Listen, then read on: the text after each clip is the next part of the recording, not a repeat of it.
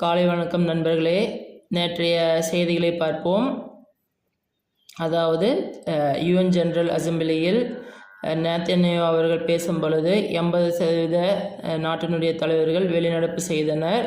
காரணம், காசாவில் மற்றும் வெஸ்ட் பேங்க் பகுதியில் இஸ்ரேல் அப்பாவி மக்களை கொன்று குவிப்பதாக குற்றம் சாட்டி வெளிநடப்பு செய்தனர்.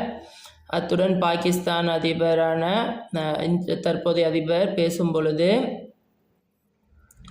பொய்யான தகவலை பரப்பி தற்புகழ்ச்சியை தேடிக்கொள்கின்றனர். இதற்கு முற்றுப்புள்ளி கூடிய விரைவில் வைக்க வேண்டும். அதுபோல் சொந்த நாட்டு மக்களையே விமானப்படையும் தாக்குதல் நடத்திவிட்டு ஒரு குற்ற உணர்ச்சியுமே இல்லாமல் அவர்கள் எப்படி ஐநா சபைக்கு சென்று பேசுகிறார்கள்?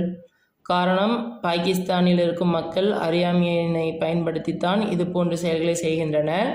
அதுபோல் லாட்வியா, லித்துவேனியா மற்றும் எஸ்டோனியா போன்ற நாடுகள் செய்யும் பொய் செய்திகளை பார்த்தால் நகைப்புக்குரியதாகவும் சிரிப்புக்குரியதாகவும் இருக்குது. இப்போ இதன் கூட டென்மார்க்கும் சேர்ந்து விட்டது. எங்கெல்லாம் பெண் தலைவர் இருக்கிறார்களோ அவர்கள் தங்கள் பதவியை காப்பாற்றிக் கொள்ள பொய்யான தகவல்களை, பொய்யான வதந்திகளை பரப்புவதில் முன்னோடிகளாக இருக்கின்றனர். இதற்கு ஐரோப்பிய மக்கள் தான் பதில் சொல்ல வேண்டும். அப்படி இல்லாத பட்சத்தில் அந்த ஐரோப்பிய நாடானது மிகப்பெரிய சிக்கலுக்கு உள்ளாகும் என்பதை யாராலும் மறுக்க முடியாது.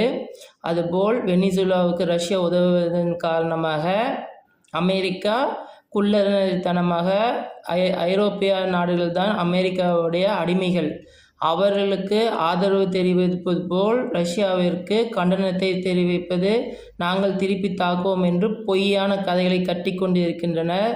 கூடிய விரைவில் அமெரிக்காவை சுட்டு வீழ்த்தப்படும். அமெரிக்கா விமானத்தை சுட்டு வீழ்த்ததால்தான் இவர்களுக்கு ஒரு முற்றுப்புள்ளி வைக்கப்படும். இவர்கள் நினைத்து கொண்டிருக்கிறார்கள் இன்னமும் பழைய கதையை பேசினால் உலகம் நம்பும் என்று. அதெல்லாம் காலம் மாறிவிட்டது. இந்தியா, சீனா, ரஷ்யா, சவுத் ஆப்பிரிக்கா, பிரேசில் இந்த 5 நாடுகள் சேர்ந்தாலே உலக நாடுகள் தோற்றுவிடும் என்பதனை மீண்டும் ஒரு முறை சொல்லிக்கொள்ள விரும்புகின்றேன். நீங்கள் செய்யும் ஒவ்வொரு தப்புக்கும் தண்டனை உள்ளது. ஐரோப்பிய நாடுகளே, அமெரிக்காவும் இதனை நினைவில் வைத்து கொள்ள வேண்டும். இந்தியாவில் போராட்டம் நடத்திய அந்த கைக்கூலியானவன் பாகிஸ்தானுக்கும் சென்று சந்தித்துள்ளான், பங்களாதேஷ் அதிபரையும் சந்தித்துள்ளான். இவன் நாட்டுக்கு குந்தகம் விளைவிக்கக்கூடியவனாக இருக்கின்றான். அதனால் நேற்று தேசிய பாதுகாப்பு சட்டத்தின் கீழ் கைது செய்யப்பட்டுள்ளான்.